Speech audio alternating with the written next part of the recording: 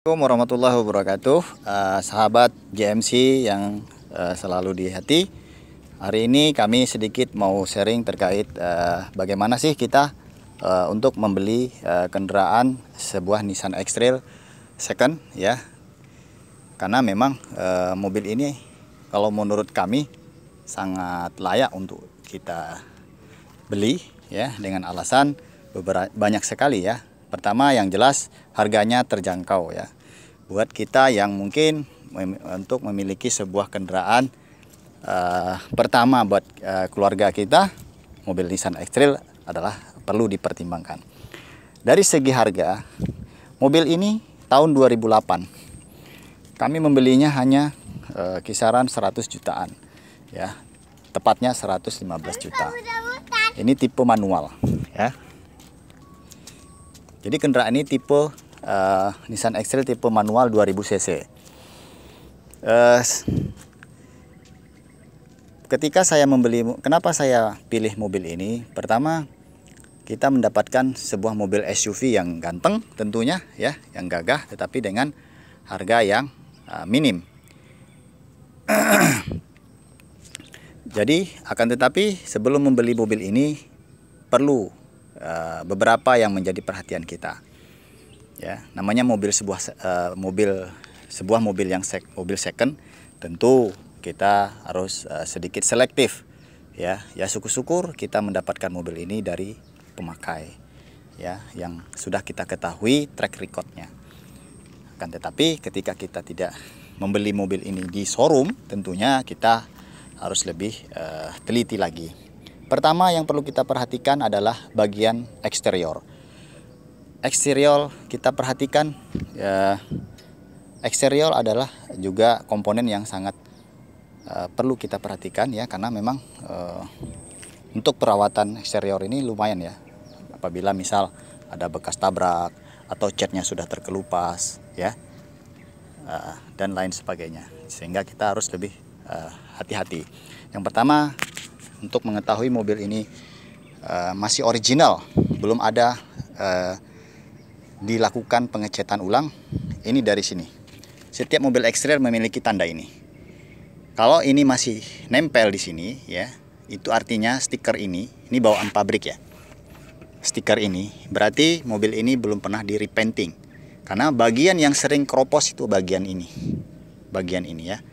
Ini sering keropos. Kemudian bagian yang ini, sampan-sampan ini ya, bagian fender itu adalah rawan untuk keropos, karena memang dia langsung mengenai dengan misalkan udara luar, atau becek lumpur-lumpur, atau mungkin terkena air asin. Kemudian kita bisa lihat lagi bagian bawahnya ya, apakah dia kondisinya bersih ya, apakah dia tidak ada korosif yang cukup signifikan. Kebetulan mobil ini ada sedikit ini ya, mungkin ini ketika mundur ya, maka dia terbentur apa ya, mungkin saya juga kurang tahu ini. Tapi ini sih oke lah ya. Yang kemudian perlu menjadi perhatian kita adalah interior ya. Apakah interiornya masih ini ya. Kemudian kita bisa lihat kondisinya ya. Juga menjadi perhatian kita bagaimana kilometernya ya. Nah, seperti ini kita bisa lihat kilometernya, berapa kilometernya. Mobil ini 75.000 ya. Saya beli kemarin 60.000. Jadi ini termasuk mobil yang jarang digunakan ya. Artinya mobil ini sangat tersimpan ya, jarang dipakai. Kemudian ketika ada juga ya, perlu kita perhatikan ketika ininya kilometernya rendah, tetapi ada juga ya di showroom-showroom itu di setel ya. Nah ini yang kadang kita perlu lebih hati-hati. Tapi kita bisa mensiasati ketika kilometernya rendah, tetapi misalkan ininya sudah ada terkelupas, atau bekas duduknya, joknya sudah mulai banyak yang, kalau dia dari kulit tentunya sudah ada yang sobek. Nah, atau ini mungkin bagian handle ininya sudah ada yang sering dipegang, tentunya ada bekas ya. Nah, ini juga menjadi perhatian kita. Kemudian kita fungsikan semuanya, apakah berfungsi ya. Ini elektriknya semua kita tes semua ya. Nah, kita tes semua, kacanya, power window-nya apakah berfungsi semuanya. Kemudian interiornya seperti sound tab kita ini juga kita hidupkan, apakah berfungsi ya. Setelah itu kemudian kita ini ya, komponen yang paling penting adalah mesin. Kita harus melihat mesin, kondisi mesinnya tentunya ya. Ya.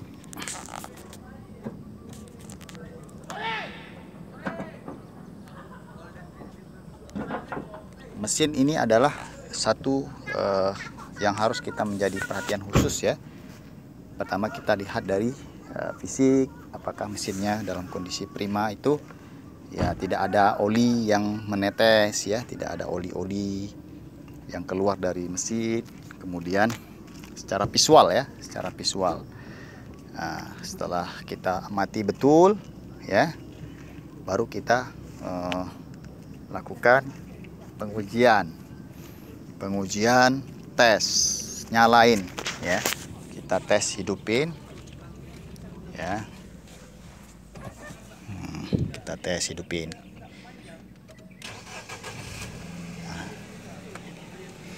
Nah, apakah ada suara-suara yang aneh yang keluar dari mesin ya. Ini nah seperti ini, halus ya. Artinya mobil ini ready. Setelah kita hidupkan, untuk mengetahui mobil ini bagus, tidak rengnya belum kena, kita bisa buka ini.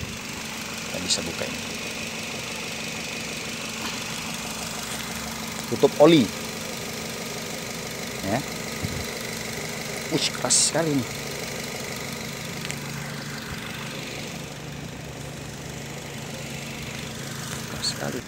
Keras ya.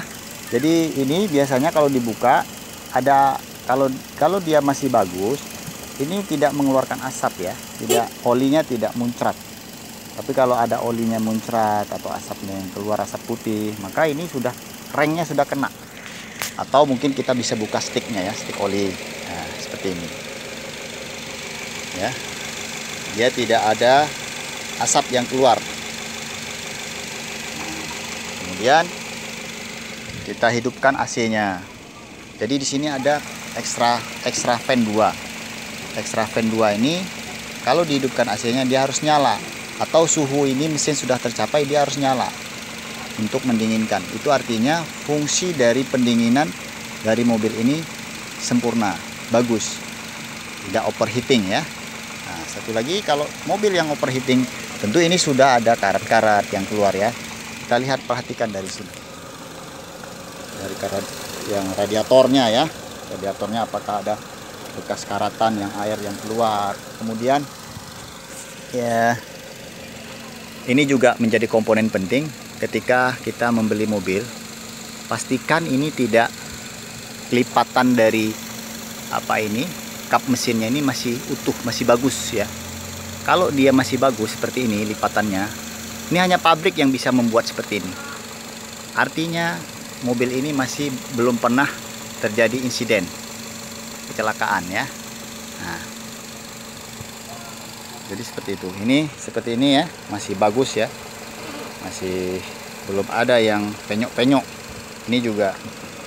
Nah, artinya mobil ini belum pernah terjadi insiden atau tabrakan.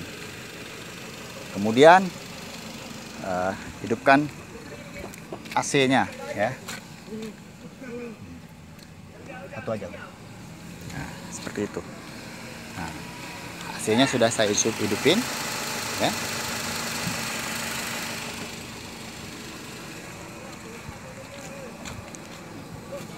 Fungsi AC juga harus kita hidupkan aja. Tutuplah. Tutup, tutup. Nah, maka dia harus muter dua-duanya ya. Extra fan-nya muter. Ini untuk AC dan ini untuk mesin. Ini kalau suhunya sudah tercapai maka dia akan hidup dua-duanya. Ya. Karena suhunya belum tercapai dia belum hidup. Jadi kalau dia sudah tercapai suhunya maka dia harus hidup dua-duanya. Kita kemudian lihat ini ya. Ini support shock. Support shocknya juga harus bagus ya. Nah, seperti ini sudah mulai sobek ya support shocknya ya. Berarti itu sudah mulai minta jajan. Nah, itu.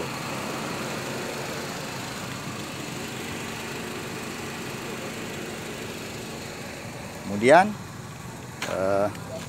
pastikan AC-nya dingin ya. Kita rasakan AC-nya dingin.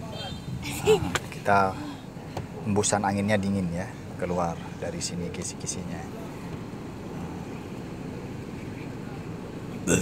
Dah tutup lagi, Abi. Tutup nih. Jadi kemudian setelah ini semua oke ya, kita periksa semuanya berfungsi dengan baik. Kemudian kita yang tidak kalah penting adalah tes kaki-kakinya.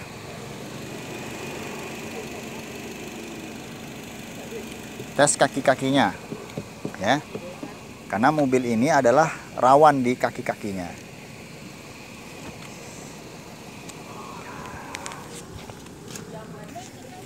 Pengalaman saya kemarin ngambil mobil ini itu bushing armnya udah oblak. Kemudian suspensi per depannya sudah, yang sebelah kiri sudah bocor ya. Kemudian udah wajar lah ya pemakaian ya. Mobil ini sudah 13 tahun ya. Wajar kalau hal-hal yang demikian ya. Ini yang bertransmisi manual. Kalau yang transmisi otomatis itu kita ketika test ride mobil ini nggak boleh jeduk ya.